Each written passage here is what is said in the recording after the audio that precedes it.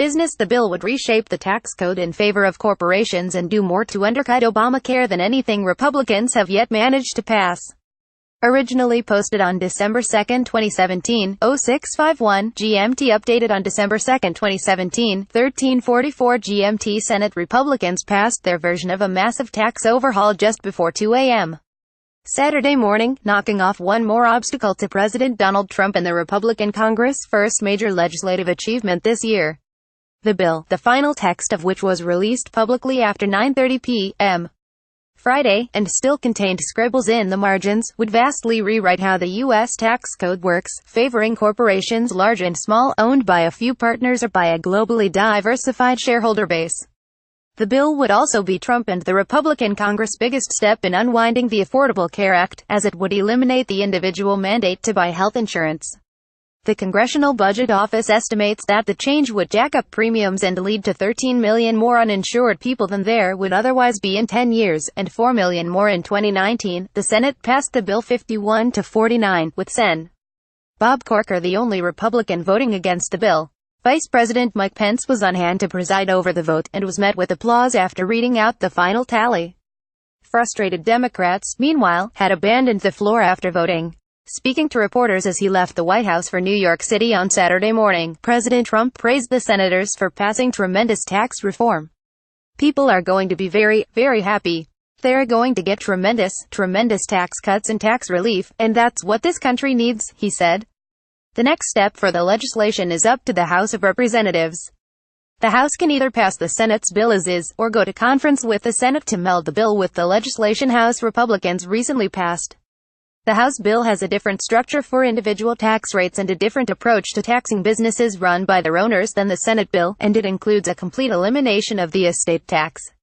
The House bill also scraps the deduction people can claim for medical expenses and puts the 20% corporate rate into effect faster. House leadership is currently planning on moving to a conference to combine the bills as quickly as possible.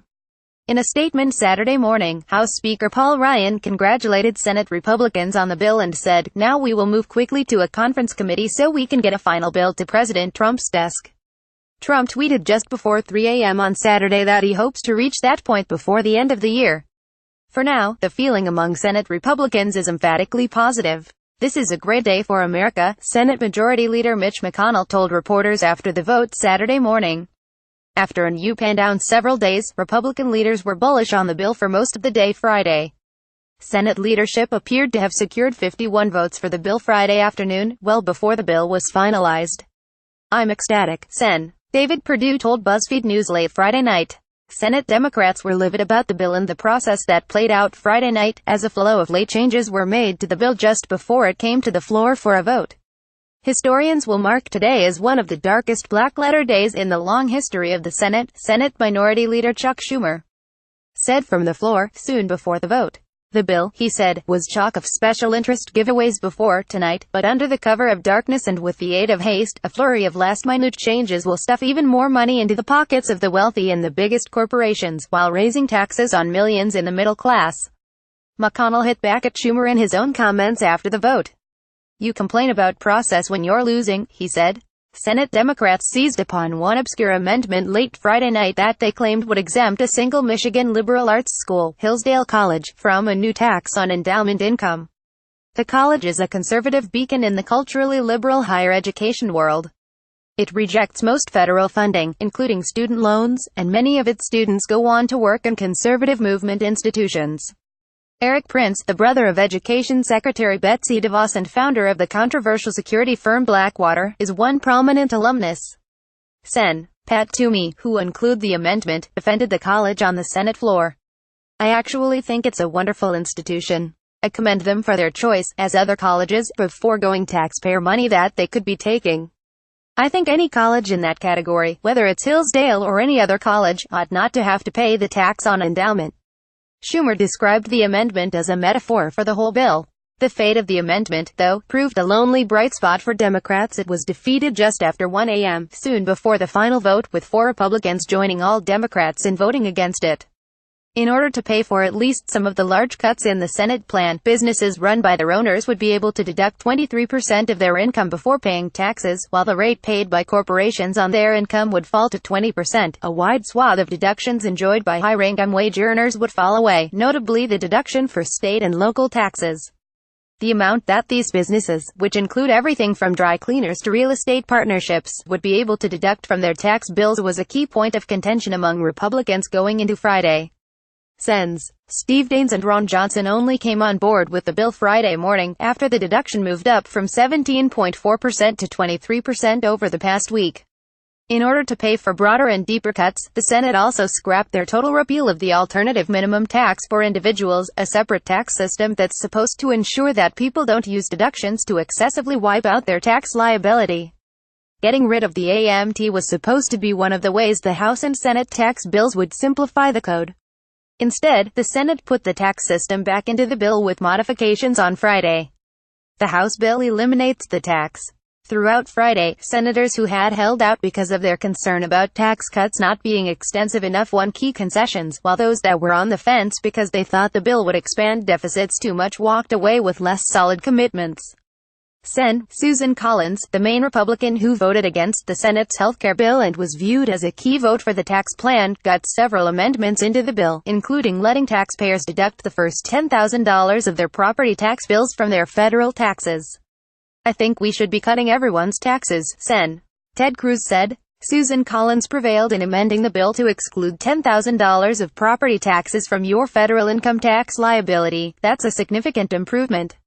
As the bill was being rewritten Thursday night and through Friday, Republicans were able to scrounge up money to allow them to further cut taxes without increasing the cost of the bill, but rejected entirely proposals to reduce the fiscal impact as a whole. After the bill hit a snag Thursday night, Republicans were discussing adding automatic increases in the corporate tax from its proposed 20% rate in order to eliminate at least $350 billion in added debt over the next 10 years. This was at the urging of Sen. Bob Corker, who had earlier proposed an automatic tax hike if the bill didn't to raise enough money from added economic growth. That so-called trigger option was rejected by the Senate parliamentarian due to rules that allowed the Senate to pass the bill with only a bare majority of votes, leaving the Senate to look elsewhere for ways to assuage Corker as well as Sen. Jeff Flake. By Friday morning, however, the tax hikes were dead. It was extended conversation that went on into the late hours of the night and continued early in the morning, Cruz said Friday, explaining how the Senate came to reject the hikes entirely. "I and a number of other senators had strong objections to that proposal, and that proposal did not carry the day. The $350 billion in tax increases is not in the bill. That was the right thing to do." Corker was unable to bring any Republicans with him to vote against the bill, Sens. James Lankford and Jeff Flake, who had originally supported a trigger mechanism and did not declare their position on the bill until late this week, did not join Corker. "I've never tried to rally them. Each person has to vote their conscience and that's what this is all about," Corker said. "I am disappointed. I wanted to get to yes. But at the end of the day, I am not able to cast aside my fiscal concerns and vote for legislation that I believe, based on the information I currently have, could deepen the debt burden on future generations," Corker said in a statement. "I'm a dinosaur on the fiscal issues," he said earlier Friday. Other Republicans mainly had praise for Corker, despite his dissenting vote. "I respect Bob so much as senator," Perdue told BuzzFeed News late Friday night. "Trump and Corker had a really great conversation," he added. "Bob called the president. There was a clearing of the minds.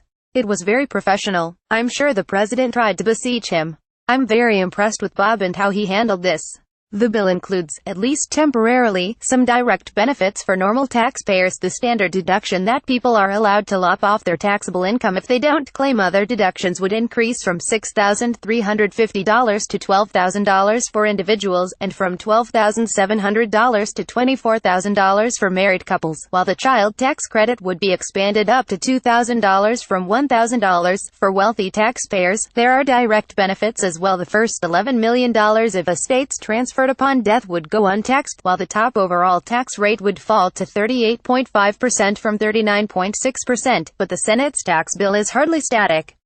It will force future Congresses and presidents to make choices about whether to continue its benefits for middle-income taxpayers or possibly expand the deficit even further than currently projected. The Joint Committee on Taxation, Congress Tax Scorekeepers, projected Thursday. that, even accounting for the effects on economic growth, the bill would add $1 trillion to the deficit over 10 years. But that's assuming that most of the personal tax changes expire at the end of 2025, as they're scheduled to under the bill. The final projection could also still change somewhat, as the GMT's Thursday estimate was based on earlier text of the bill. The bill includes a change in the way tax brackets grow, meaning that over time, as individuals' incomes went up, they would enter a new bracket and pay a higher marginal rate.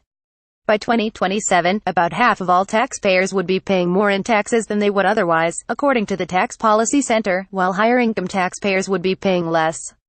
If nothing is allowed to expire, the Committee for a Responsible Federal Budget estimates that the real cost of the tax bill in 10 years would be over $2 trillion in new debt.